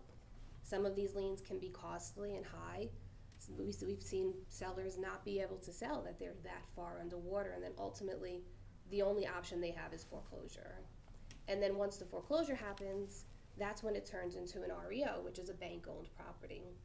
Those we don't see too many title issues because the foreclosure is done. So once the foreclosure is done, it wipes out a lot of what the seller had, if not everything. But it's important to have a great reputable title company that knows what they're doing so that they can make sure that the foreclosure was done properly and that it did clear out and wipe out everything that was from the prior owner. So that's the difference between REOs and short sales. Short sales can take a very long time, while REOs, the bank wants you to close in 30 days. There's no wait for that. So it's important that when you understand your time requirements on both, that your lender and everybody is working towards the same time frame.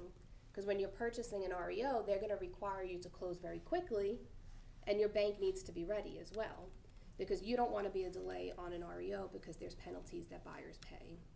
So you want to be very aware of everything, and it's important to have an attorney that goes through the contract with you so you understand what happens if I can't close by this time. What are my options? Any questions so far? I know I just gave a lot of information.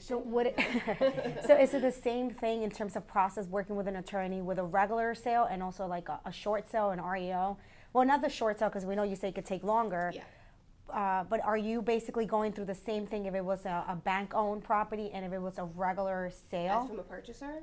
Right, you purchaser. being the attorney for the So purchaser. It's the same process as far as home inspection, contract, mortgage approval. You have a certain amount of time, 30 to 40 days, to get your mortgage commitment. We make sure, as your attorney, that our biggest job is really to protect your down payment.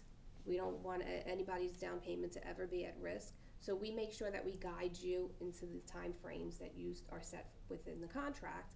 And also, we want to make sure that you get clear title, that the day you close, you could turn around and sell that house without a problem.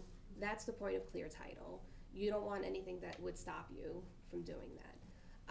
Also, it's the same as far as process, but timing is not. And that's why we set the expectations as to what kind of time frame you're looking at. We always ask, what's your current situation? Like, if you're living someplace and you have to leave within 3 months, a short sale may not be right for you, but unless you're prepared to stay somewhere else during the time that you're waiting for the short sale to be ready. Got it, okay. And now, because I know people that have purchased home in auction, and they told me, hey, the bank has been able to prolong it. Are you able to do that? And how does Absolutely. that work, So- prolonging? Let's say we're supposed to close in a month, but now you can prolong it for another 2 months while I'm still working with the bank and just trying to get my, So things we, together? We always set realistic expectations. You can request for extensions, but it's not a guarantee. Especially with REOs, banks are not interested in owning properties. They don't want to. It's a last resort for them to even foreclose on the house, which is why it takes so long. I mean, if a homeowner is in distress and they're talking to their bank and they're telling them they're having a hard time, it can delay the process, because the bank doesn't ultimately want to own the property. If a seller just goes silent, and some people do, it's a hard situation for homeowners that legitimately had a hardship. It's a horrible situation for anybody to go through. Some of them get very embarrassed. They don't want to talk to anybody and they shut down, and that actually will speed up the foreclosure process because you're not communicating with the lender. You talked about finding these properties. As an individual, I would not recommend going and knocking on doors of people that are losing their homes, because some can be very agitated. And if you introduce yourself and saying, I know you're losing your home, I want to buy it, it may not go over very well. If you have a realtor who is very well versed in introducing that conversation to that homeowner, it definitely goes a long way, because the realtor will approach it in a way like, let me help you, and let's see if we can save your house. And if we can't save your house, then let's talk about alternatives to get you out of this bad situation. Yeah, absolutely. You definitely can do that, and that's why I was saying it just takes a long time. Also, if you have friends or family member, they might know somebody that's going through this stressful situation. Now because that happened to me. I had a guy that I worked with maybe 6 years ago, and he had reached out to me saying, hey, I no longer want to stay with the house. I want to actually do a short sale. I want to get rid of. And then he came to me, so just letting people know that you're out there wanting to buy properties, you might actually get an opportunity. And then that's when you come in and you hire an attorney. So if you can tell us a little bit, let's say you find a home, somebody's losing their home, like what do you guys can do for them? Because I know there's two things. There's someone you need to hire to do your short sale process that talks directly with the bank, and you guys do that as well. Yes. So a short sale requirement is that the house be listed. So that is a requirement. So you should go to a realtor to look to purchase these homes. If your friend finds themselves in a situation, introduce them to your realtor and say, look, speak to her, let her guide you, because you are going to have to list that home for a certain amount of time. The bank wants to see that it's listed for at least 60 days. And why is that? Because they want to make sure that it's being sold at close to what market value could be. Although you're purchasing it lower, the bank is not going to allow a short sale to be done by a friend. They want to see that it was marketed. They want to see that it's being sold for as much as possible, which is why when you look online and you see these homes that are listed, it's usually one picture. It's usually, not such a nice, appealing picture, but it's listed to be correct in the application. A lot of the times you'll call these listings and they'll say there's already an offer on it, because they're listing it for the time to be correct, in the bank's eyes. But you definitely will not be able to just save your friend's house and purchase it at a lower price. That's, I don't want to set unrealistic opportunities, but you do want to introduce them to Rosa, let them have the conversation with Rosa, let her list it, and then start the short sale application process. And how does that start with your office? Like what? We can be retained in two capacities. We can be retained where we do the actual short sale application and negotiation with the client. We can definitely work with sellers to do that. We understand that they're in distress, so our legal fee gets paid at the time of the short sale out of the proceeds of what would be paid from the bank. We can also just work with what the realtor presents as an offer and just in the attorney capacity to represent that buyer or seller. And then there's someone who is negotiating the short sale, so Right. we can do either or. So when we do a short sale, I don't want you guys to think like, oh, they owe $500 and the home is worth $1 million, so I'm gonna get it for $500. It doesn't necessarily, that doesn't mean the case. It means that, let's say the home is currently worth, let's say $500, right? And they owe the bank $500,000, but now the house is in terrible condition where now you have to have $200,000 to fix this home. So in reality now the home is worth $300. That's what the short sale means, that you need money to fix and that the home wouldn't be able to sell at market price. So don't think like, oh, that home is worth $1 million, they owe $500, I want to do a short sale because they haven't paid the mortgage for, let's say, 2-3 months or a year. That doesn't work that way. Mm-hmm. You first have to check and make sure that, hey, what's the market price? How much do they owe? How much is the renovation or whatever needs to be done? And that's when you can actually do a negotiation with the bank. It's not just you going in there and getting it at a cheaper price. And also keep in mind, when people aren't paying their mortgage, the banks are still paying the taxes and the insurance on the property. So they don't want to lose their lien position and not pay taxes because then someone can sweep in and, purchase it for a tax lien. So the bank is going to continue to pay the real estate taxes.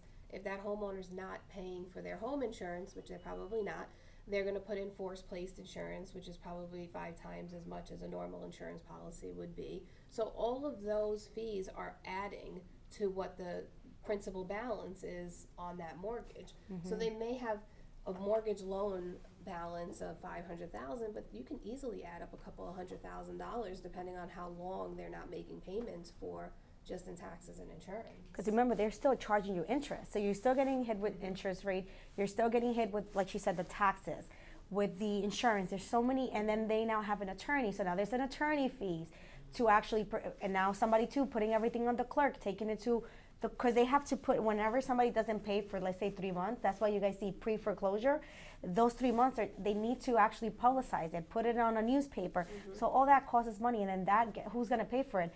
The homeowner who owns that property. So all those fees, you might think, hey, they owe $500, but when you ask for the final payoff, that's when you see like, wow, they owe $700,000. It's not really $500. Yeah. And you want to keep in mind too that just to go back to the as-is condition, when you're purchasing these homes, the 203K loan is a good option. What Victor was discussing before, because you are buying houses in not perfect shape, to say the least. And it does give you the ability, as long as you have the time, remember, time is everything, and set your own expectations where, if you buy this home, construction's gonna have to be done, as long as you have the time to invest into this home, it's worth it, and you get the right price, it's definitely worth it. But when you're kind of thinking between, am I gonna purchase a regular house, that's not in distress, or am I gonna purchase a short sale or an REO, there's different things that you want to talk about, either with your attorney, with your realtor, and get the best advice that you can to make the best decision for yourself. The best thing you guys can do is, again, is just let's buy something now, because just like her, she bought a home. Now she has what, $400,000 or $500,000 in equity on that home. If she would have waited for that perfect opportunity, which I'm still waiting, that's why I'm already pre-approved.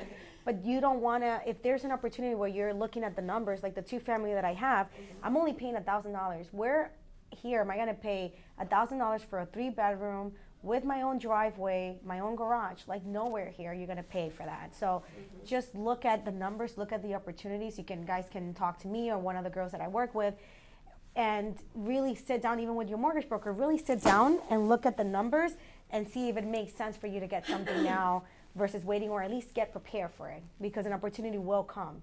I mean, And- there's always opportunities out there. And the opportunity is here now because of how low the interest rates are. So that's why I say you might say, yeah, this is a great seminar about REOs and short sales, but if that opportunity is not presenting itself and there is a home that is, then, you know, make the right decision for yourself too. And you have the right team working with you. Do you guys have any question for the attorney? I'm at the point that they say is not waiting for their right moment, good deal. I have somebody, a relative, friend, and they be waiting to buy a house 8 years ago when the house was 8 years ago. 400,000. And now it's 1,200,000, and they still looking for the good deal. Still waiting.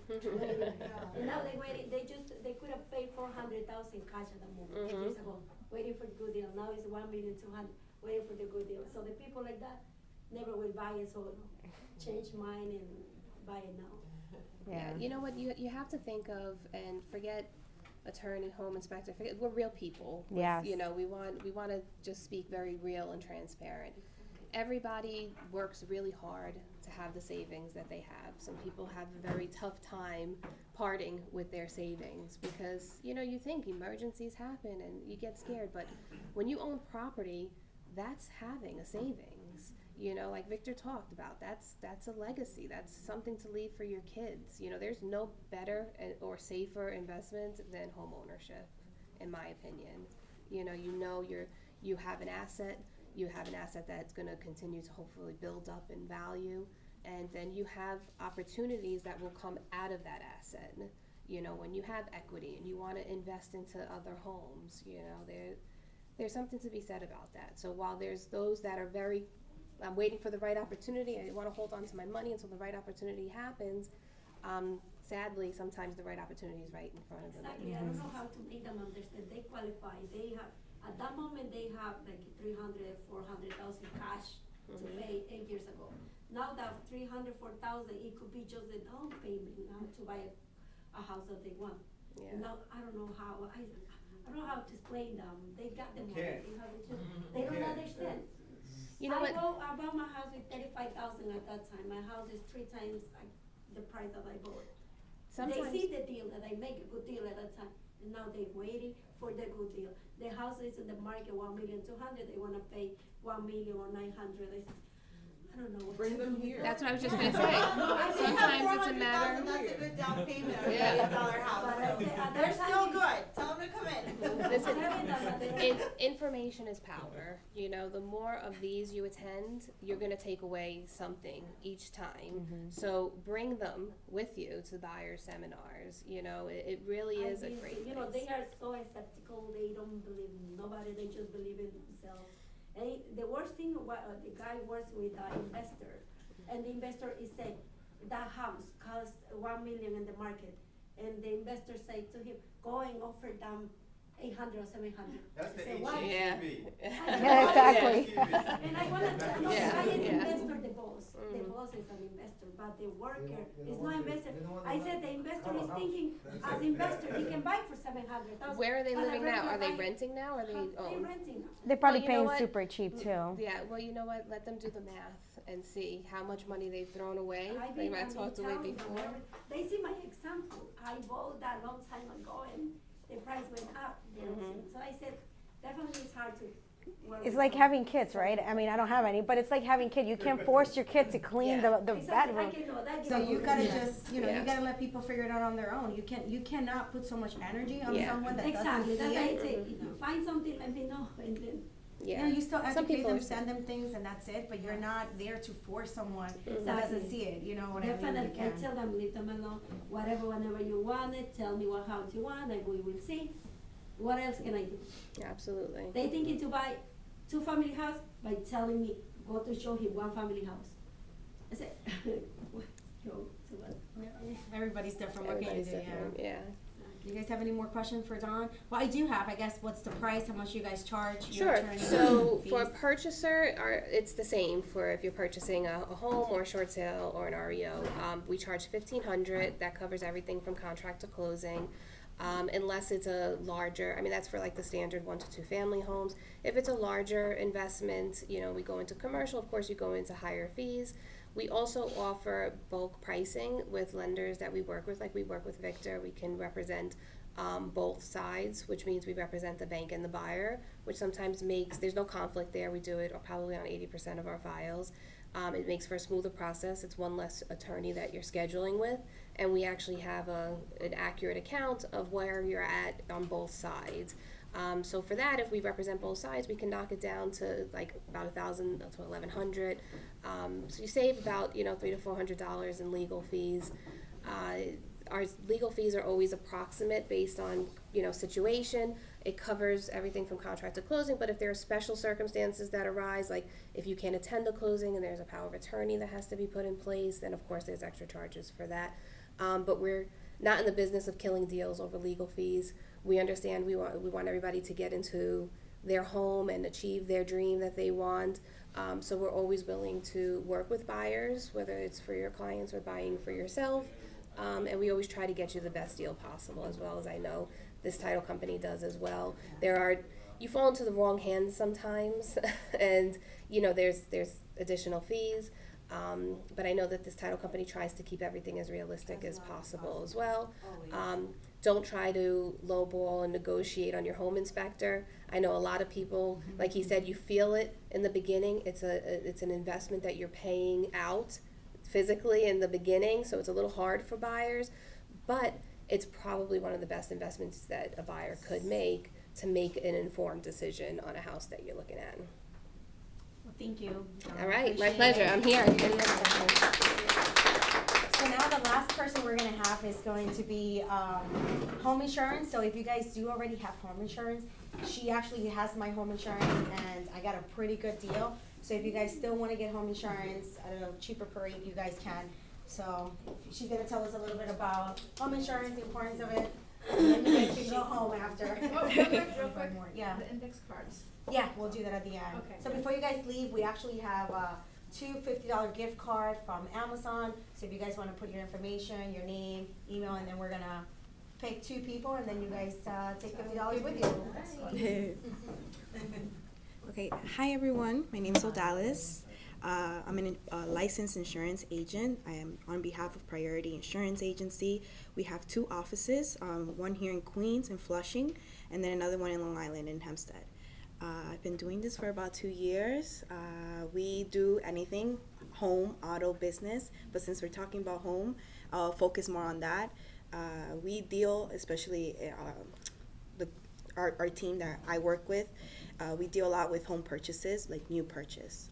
So we deal with, for us, short sales and REOs or a normal purchase, it's pretty much one and the same. What we more focus on is on the property, the house itself, how much is value.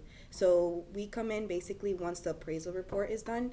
So with the appraisal report, that's basically like our tool, what we use with the appraised value, how much the house is actually worth itself. So we don't take into account the value of land or, especially here in New York, most of the property values, it's valued at, the location, if it's close to the train. So it's more inflated due to, being closer to the city and stuff like that. So we don't take much into account in that perspective.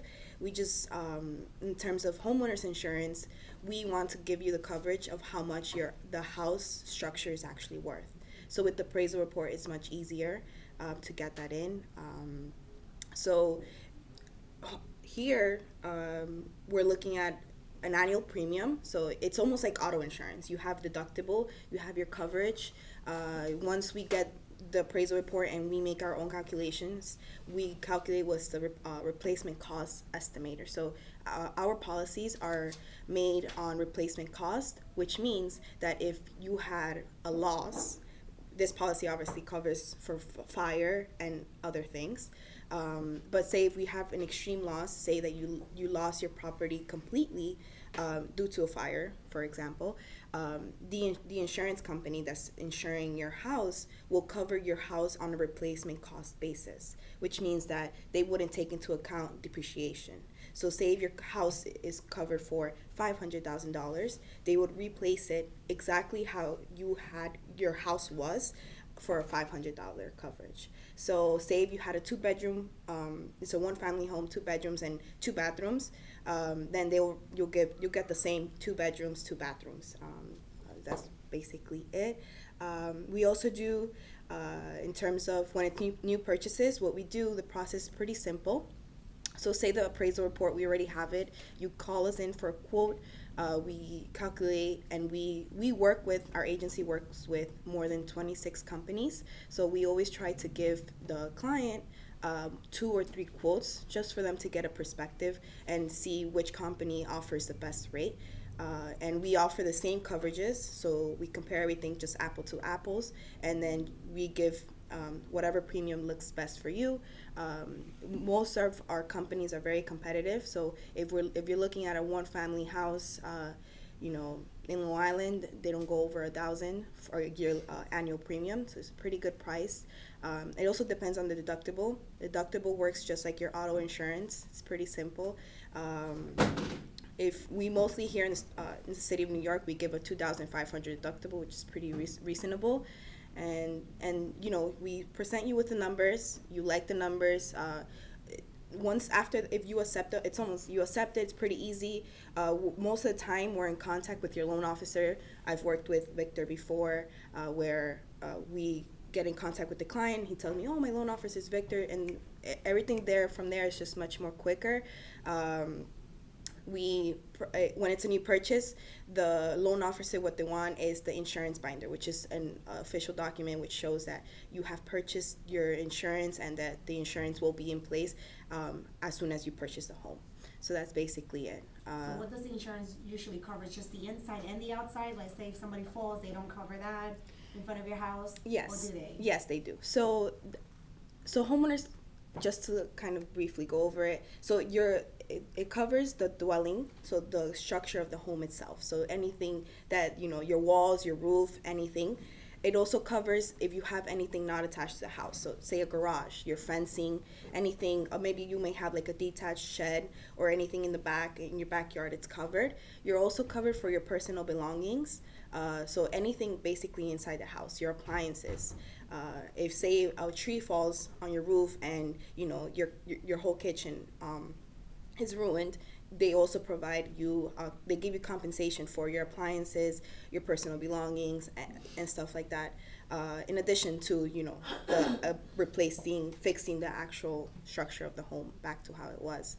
You also, once you become a homeowner, you'll have personal liability of, we usually give here a $500,000 per occurrence. So that means that since once you're a homeowner, things change compared to when you rent. So that's your property and you're held liable for certain things. So it could range, but the usual example I give is, say a third party, a person, maybe a neighbor or someone just walking by, tries to go inside your house, and say they trip and fall on your staircase or sidewalk, and they trip, and then they say, "Oh, this is a homeowner's. This is their fault. This is not my fault. I wasn't supposed to, fall. Let me sue them." So if they want to sue you because legally you're the homeowner, then they want to sue you, and they just want to get money out of you. Then the insurance company comes in and they support you with legal defense, any fees that have to be paid, and stuff like that. So you're covered in terms of liability for that, which is a really good thing to have, because once you're a homeowner, it becomes much. Which means that if somebody falls and try to sue you for $1 million and you only cover for $5 million, then they're gonna go ahead and sue you for the other, the other $500,000 basically. Exactly. So you can definitely increase that if you want, but then obviously that's gonna increase your premium. Yeah. So we usually give the standard $500,000. We always advise the client not to go lower. They always want to go lower because obviously your premium goes lower. But we always tell them, especially here in the city of New York, they always try to sue higher. And we always, some actually, especially with condos now that I've seen, there's much more luxurious condos. They require that the condo owner to get at least $1 million of liability. And sometimes, even you know, I've worked with individuals before who get an umbrella policy, which is it adds up. It's like an umbrella, so it's additional coverage prior to your homeowner coverage or your auto coverage. So it gives you $1 million more liability. It goes up to $3 million, depending if you're a business owner. You know, you have business liability as well. Do you guys have any questions? I have a question that comes across from buyers. Like, we were talking about someone who buys an REO property, and they do their home inspection, and there's nothing major that comes up, but then they own the home for, let's say, 6 months, and the floor caves in from water seepage under the bathtub. Let's say something like that. I'm just making this up. This is not a real scenario. I'm thinking like worst case scenario. Are they protected? Can they put that in as a claim? Yes. So at least with our agency, so it depends agent to agent, but I've seen most agents add what's called water backup and sewer backup.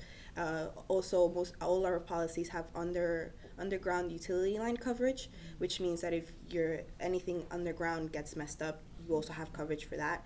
But then in your scenario, it would go into more what's called water backup. So that's most of like recent claims that we get is water backup. So say your basement gets flooded because you know the toilets they're clogged. So that's in a scenario about that, and you know your whole basement, the walls are ruined. So you would submit a claim, and the insurance company would cover you for that. Usually, there's no deductible in that particular case. It depends. We don't give a deductible, but say there were something else. Say a tree falls on your roof, and it costs $10,000 to fix your roof. And if you have a $2,500 deductible, then you would pay only those $2,500 from your pocket, and then they will pay the rest to fix that damage. So important. That is important. I have a question. My siding yesterday, 2 days ago, was very windy, and the siding one part it fell apart. So can I claim that? Yes. What I always tell the client is that you always want, when you call in, we always want to look at the policy and see what type, how much is your deductible. If your deductible is $2,500 and you have a damage that's less than $2,500, the insurance company will not cover it. And you know, it would kind of, I would vote against submitting the claim, because you would know that it wouldn't take more than $2,500 to fix it. And once you have a claim, it's just like auto insurance. Your insurance will go up. So either that, or when it's an extreme case, the insurance company will let that policy come to term, and then at renewal cancel you. But yeah, so if you have your siding, and so homeowners insurance covers for wind and hurricane, and most of them call them fire insurance because it covers for fire.